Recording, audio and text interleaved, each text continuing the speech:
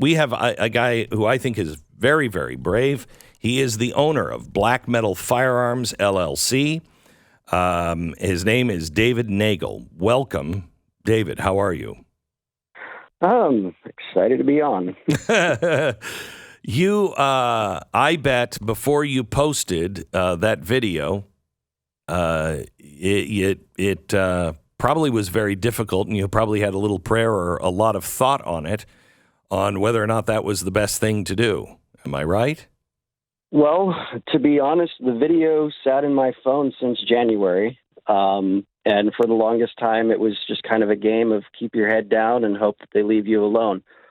But as we started hearing more and more news coming down through the industry, it became pretty well apparent that keeping our head down was not going to help us because, unfortunately, everyone prior to us also kept their head down and ended up losing their licenses anyway. So at a certain point, honestly, it was because we had an irate customer that was upset about the coming rulings that the ATF is putting out regarding some of the stuff that we sell. And, you know, he was showing a rather irate level of concern for the legal troubles that he could face. And after listening to him blow up at myself and my wife over something that we have no control over, I kind of felt it was necessary to let everyone know, like, this is what we're actually dealing with on our end. And it was kind of a spur of the moment, like, you know what, here's what's really going on. And we posted the video. I didn't expect it was going to get nearly as much traction as it did. I was hoping it would get something. But as you've known to this point, we did reach out to a lot of different entities prior to this, up to and including discussing with the state attorney general. Who is your state attorney general? What state are you in? Arizona. And your state attorney general didn't help you? So it was kind of an indirect meeting where we voiced our concerns through another FFL that was meeting with him. And the impression that we got was, sorry, it's a federal thing. I can't help you. Now, That's bullcrap. To be direct, what was discussed at that point was more about saving our license rather than the content of the video. So the content of the video was something that we had sat on for a while because, honestly, it's really difficult to say, yes, this is not okay when you have a federal agent sitting in front of you. And we did, in fact, confront her about it when she was taking pictures of our records. And we asked her, you know, hey, it looks like you're creating a registry. And she said, no, that would be illegal. Mm-hmm. So we did what we felt was the best thing we could do, which was record. We have quite a bit of recording. A lot of it we were not able to share because there is personal information visible in it, contact numbers, things of that sort. So we didn't want to put people on blast like that. But when you said, because if I'm not mistaken, you said to her, look, a lot of people will have a problem with this because it looks like you're doing a registry and you're taking all of this information. And didn't she say something about your customers?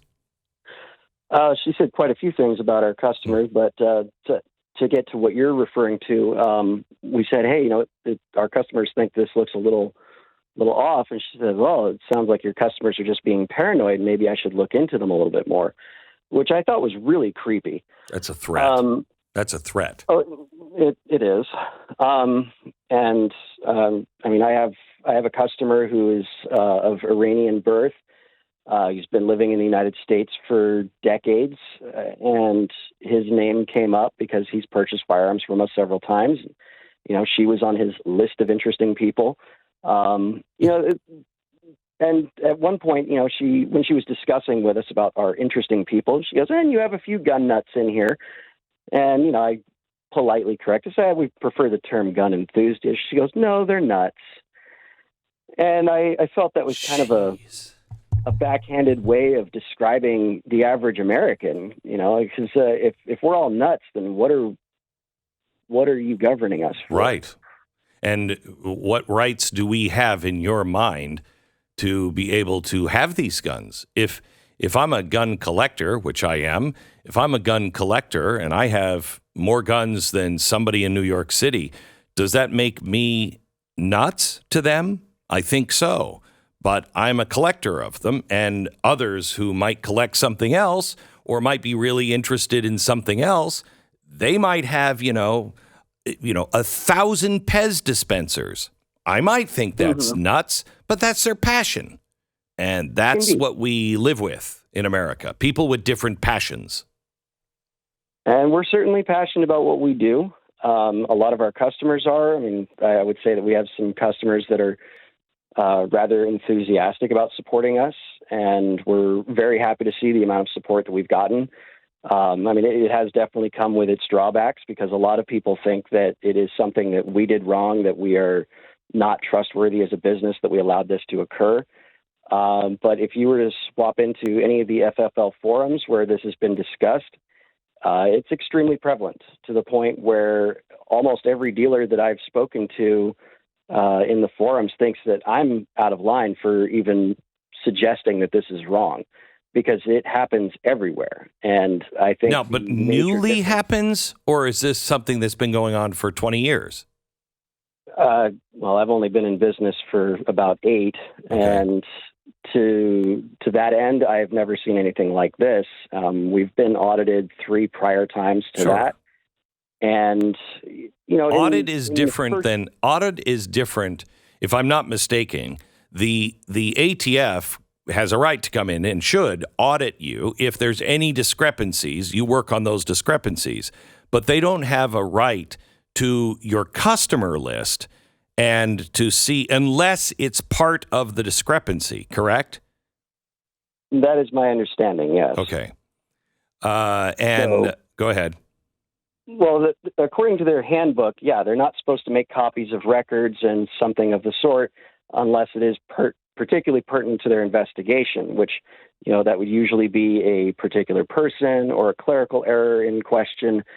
But, based on our closeout of our audit, I didn't have 4,000 entry errors to cover all of the pages that she covered. So I'm curious what exactly her rationale was for copying everything, because it clearly wasn't part of my audit. Okay. Do you have an attorney?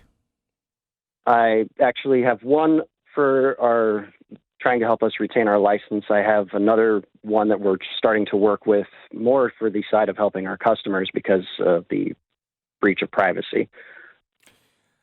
You started a GoFundMe. It's just GoFundMe, help Black Metal Firearms. And you can do your own homework. You can follow them and see the Facebook page where they posted this. This woman clearly is not a fan of firearms or people that carry or want to use firearms. And you have her on tape taking photos of all of the records, which is illegal. I'm going to reach out to your attorney general. Who's your attorney general? I don't know them. The attorney general is Mark Brnovich. And Republican, Democrat? He is a Republican. Yeah, he was actually just running for Senate. He didn't make the primary, but